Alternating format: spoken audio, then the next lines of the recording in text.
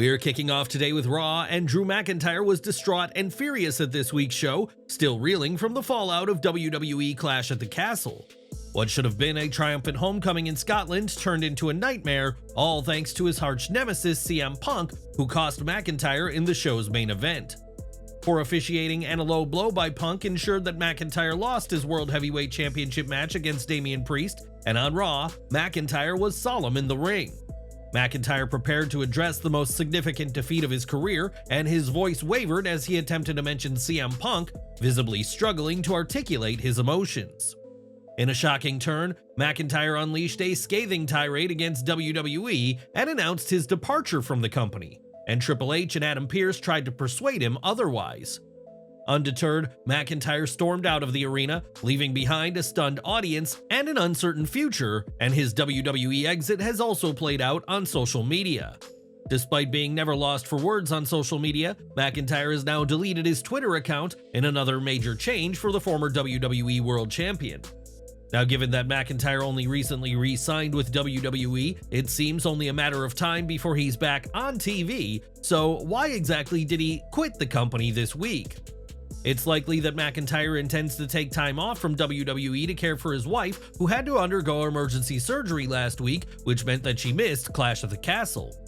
Whatever the reason may be, Drew McIntyre won't be on TV going forward, and would you like to see him return as a babyface or a heel? Let us know down in the comments. Money in the Bank news now, as with the show just over 2 weeks away, WWE wasted no time in hosting its qualifying matches.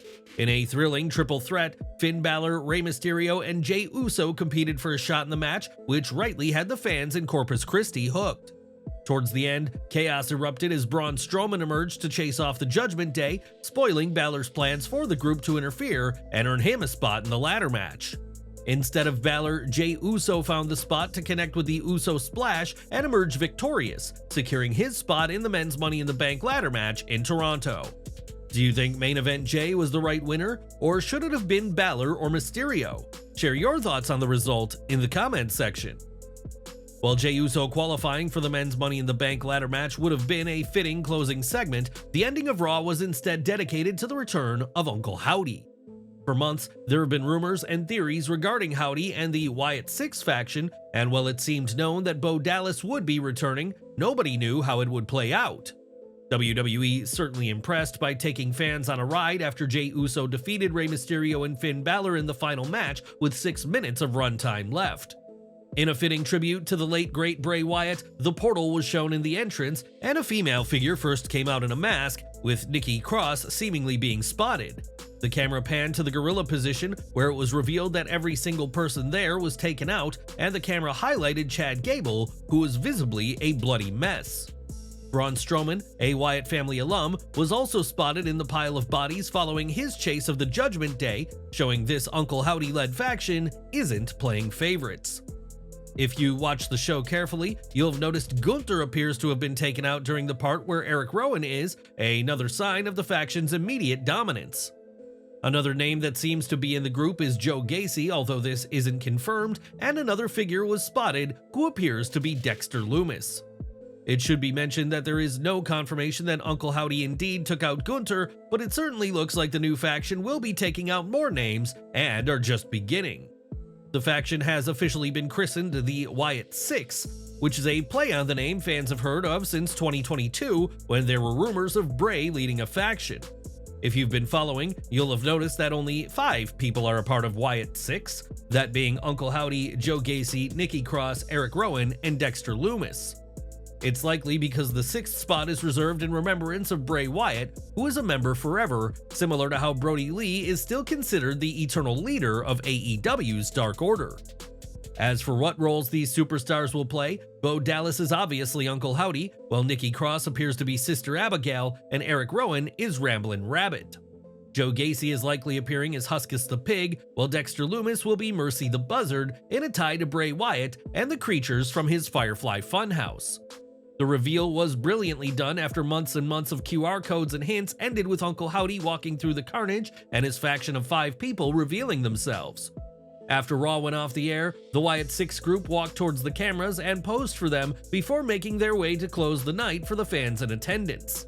It was certainly a moment that left fans flabbergasted, and the consensus so far is that WWE has done a great job in the build-up to the Wyatt 6 group and Uncle Howdy's reintroduction. Uncle Howdy has a modified look to what fans saw last year, and this huge ending was teased earlier into the show when the normal WWE intro experienced technical difficulties. These technical issues and glitches have been a staple of the build to the debut of Wyatt 6, and fans have been sharing their theories and ideas related to the clues for months. Speaking on social media, Nikki Cross shared a statement from the group following Raw, and on Twitter released an image reading, "You refused salvation," and the Bray Wyatt line, "We're here." Unsurprisingly, the debut of Wyatt 6 has had the wrestling world talking, and on Twitter, Mika Rotunda, the sister of Bo and Bray, simply said, "Wish you were here." WWE had plans for Bray Wyatt to lead a faction, which will sadly never happen, but now it's Uncle Howdy's time, and things are off to a strong start, judging by this week's Raw. On the post-Raw Raw Talk, Sam Roberts and Megan Morant were the first official members of WWE to react to the arrival of Uncle Howdy and Wyatt 6. Both broadcasters were left speechless by the closing moments of Raw, and Roberts was particularly shocked about the damage to the gorilla position, which he called a sacred place. The fact that it was in shambles made the thing even more haunting, and right now, Roberts and Morant remain WWE's only official reaction to what transpired in the closing segment on Raw. Fans will have to wait and see what Chief Content Officer Triple H has to say, but you can be sure there will be plenty of discussion around how this week's Raw went off the air. Monday Night Raw kicked off with a huge surprise as Seth Rollins returned to WWE television after a lengthy absence after WrestleMania 40 due to knee injuries. The fans erupted in cheers, and Rollins spoke about being back before making clear he has his sights set on the World Heavyweight title he lost at WrestleMania. Rollins announced his intention to compete at Money in the Bank, which brought out Damian Priest, who made clear that Raw was now under his control. A tense exchange followed, culminating in Priest issuing a direct challenge, a world title match against Rollins at Money in the Bank, and Seth wasted no time in accepting the offer. Anyone who believed the SummerSlam main event would move in the predictable direction of Priest versus Gunther were proven wrong from the jump tonight, thanks to Rollins' return. That unpredictability will do wonders to help make WWE programming must-see in the coming weeks and months, especially with one of the biggest shows of the year right around the corner. Rollins spent the last year establishing himself as a legitimate main event guy in WWE, and his presence was sorely missed over the last 3 months, and this was a great reintroduction. Now it'll either be Rollins or Priest who faces Gunther at SummerSlam, or, depending on how the match card goes, the Money in the Bank winner could cash in before the August event. But what did you think of this segment? Is Seth Rollins the correct choice for Damian Priest, or should someone else have challenged him? Let us know down in the comments. Last week, it was announced that AJ Styles will compete at Pro Wrestling Noah's Destination event next month, in another example of WWE's new era working with another company. Despite a prolific career in Japan, this will be Styles' first match for Noah, but it may have never happened if not for a different WWE superstar. Sitting down with Cyberfight director Naruhito Takeda, who oversees Noah, said that the positive response to Shinsuke Nakamura vs Keiji Muto last year paved the way for Styles. That match took place at Noah's New Year's show and was part of Muto's retirement tour, and Takeda added that he personally put forward Styles for the Destination match. On the other side, Naomichi Marufuji was nominated by WWE as AJ's opponent, which Takeda believes was the right choice given Marufuji's prominence in the US and status as a legend. Styles may not walk into Budokan Hall on July 13th alone though, as PW Insider reports that he'll likely be joined by Luke Gallows and Carl Anderson, who will be in his corner. The Good Brothers have been appearing with Styles throughout his program with Cody Rhodes, and the three men have strong ties dating back to their respective careers in Japan. Noah recently announced plans to bolster ties with WWE, with Takeda hinting at developments to enhance their relationship, so this may not be the last collab we see between the two sides.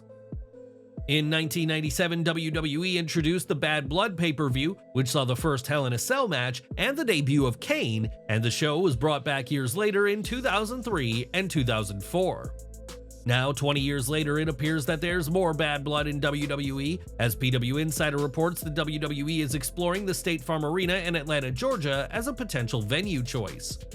There are no conflicting events scheduled for the day they wish to host the show, meaning WWE will be free to bring back Bad Blood, but it's unclear when exactly the show will take place. Triple H appeared at the first Bad Blood and headlined the two events in the 2000s, and could the game be set to bring back the nostalgic event? Only time will tell. Irate over coming up short in Glasgow, Chad Gable was determined to reclaim another title shot against Sami Zayn, but Adam Pearce made clear on Raw that he'd have to wait his turn. Accepting this setback, Gable sought any match opportunity and was soon pitted against none other than Braun Strowman, and despite a valiant effort, Chad fell to the monster among men. Strowman then confronted the Alpha Academy, voicing disdain for how they've been treated before Gable called the group into the ring and once again laid into them. Tensions escalated when Gable discarded Maxine's crutch and ejected her from the ring during a confrontation with Akira Tozawa, and it was in this moment that Otis finally confronted Chad. Rather than attacking Gable, Otis stood firm, signaling a rift in the Alpha Academy, and his head-on confrontation of Chad came as a delight to the Corpus Christi crowd. Gable, distraught, protested that they were family, but the trio's actions spoke louder than words as Otis, Maxine, and Tozawa left Gable behind in the ring. Hopefully this is just the first chapter in the breakup, as Otis eventually gets his hands on Gable in a high-stakes, high-profile match, perhaps as early as Money in the Bank. Intercontinental Champion Sami Zayn was at Raw to celebrate his victory over Chad Gable last Saturday in Glasgow and hit the ring for a promo. Zayn's speech was cut short as Bron Breakker expressed his interest in a title shot after being an unstoppable force ever since he was drafted to the Red Brand. Sheamus added his name to the mix while reiterating the historical significance the IC title plays in his career, giving Zayn two new challengers that make a lot of sense. Breakker is making an impression on the main roster that establishes him as a dangerous threat to anyone in his way, while Sheamus needs the gold to complete the coveted Grand Slam. A match between Sheamus and Bron Breakker was set up to determine Sami Zayn's #1 contender for the Intercontinental Championship, while the champ watched from ringside. The Celtic Warrior absorbed everything Breakker threw at him and continued on, to the point that he was moments away from delivering a brogue kick that surely would have won the match. That would have been the case if not for the interference of Ludwig Kaiser, who pulled him to the floor, causing a DQ, and Bron would spear Sheamus at ringside before glaring at Zayn. With no more reason to get physical, Breakker was escorted to the back by officials, and Kaiser waited until the officials had cleared the area before resuming his attack on Sheamus. The German threw Sheamus against the steel steps and poised to do the same dropkick he had done to his former partner Giovanni Vinci, but this caught the attention of Breakker. The former NXT champion intercepted Kaiser, spearing him as both were running in another display of incredible speed that shouldn't be humanly feasible for a man Bron's size.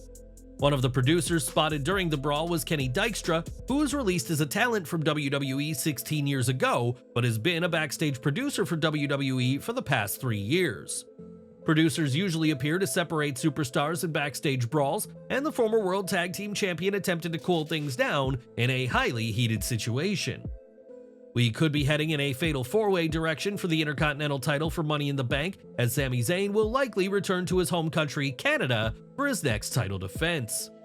Should Breakker be the one to dethrone Sami Zayn, or is it too much too soon for a man who was only called up mere months ago? Sound off down below. On Raw, Dragon Lee sought revenge for the pre-WrestleMania attack that cost him a spot on that card as he squared off against the perpetrator of said ambush, Carlito. Late in the match, Dominik Mysterio joined JD McDonough at ringside in support of Carlito, only for Liv Morgan to make her presence felt again, teasing Mysterio while wearing his vest. Zelina Vega attacked Morgan and a brawl between the Judgment Day and LWO commenced, but amid the chaos, JD McDonough tripped up Dragon Lee and Carlito won with the backstabber. It took some work to get Mysterio at ringside and for Morgan and Vega to get involved, but it all made sense for Carlito's win as he continues to prove to be an ally for the Judgment Day. Morgan and Mysterio added to their story, and we got a nice brawl between Vega and the women's champ to hype a potential match between them at Money in the Bank.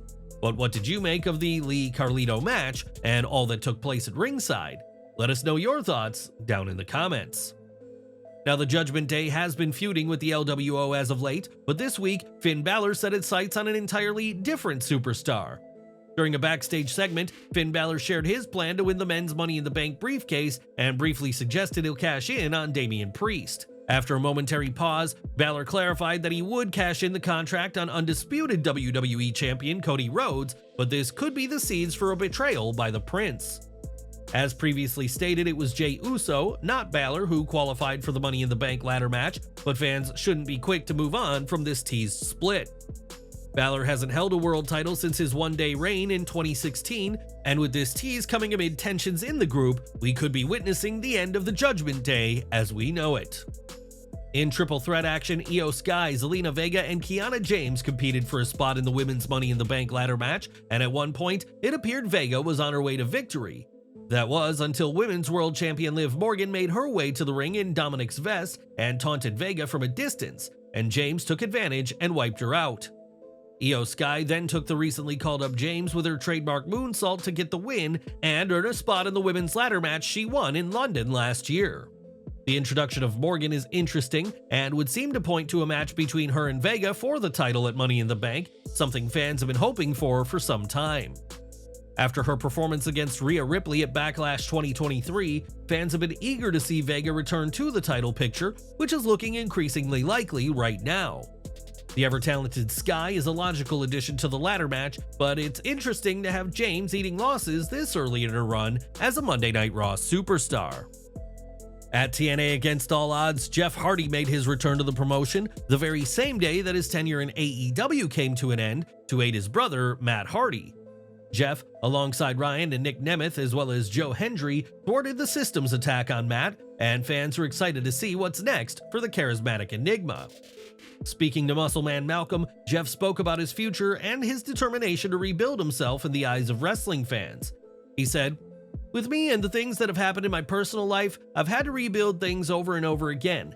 I'm very excited about rebuilding this time, not to burn it down, talking about my career and my existence. When I think about CM Punk, I always say he's such a superpower. I had that superpower at one point in my life. I'm rebuilding to get it back because I have an amazing connection with the fans, as everybody knows, and I have to prove to myself and them that there is a little light inside of me that is going to shine brighter than ever."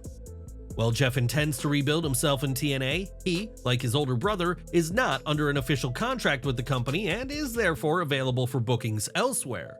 After an underwhelming AEW run free of title gold, Jeff is ready to rebound in TNA as the former world champion has his sights set high in the popular promotion. Now, it's safe to say that CM Punk is a polarizing figure in wrestling, and this week, the Insane Clown Posse made their views on the best in the world very clear. Taking to Twitter, Violent J chastised Punk for not shaking their hands in TNA and made reference to Punk's very public fallout with former best friend Colt Cabana. Calling Punk a little heartless alien, Violent J also brought up Punk's underwhelming UFC career and dared Punk to "come beat me up," adding that "you suffer inside everyone." It's unclear why Violent J decided to go off on this rant, or if this is indeed an issue stemming from Punk's TNA days in the early 2000s, and we'll have to see if Punk responds to ICP. In December 2020, the wrestling world lost Brodie Lee, and since then, AEW has done what it can to honor the life, legacy, and career of the Exalted One.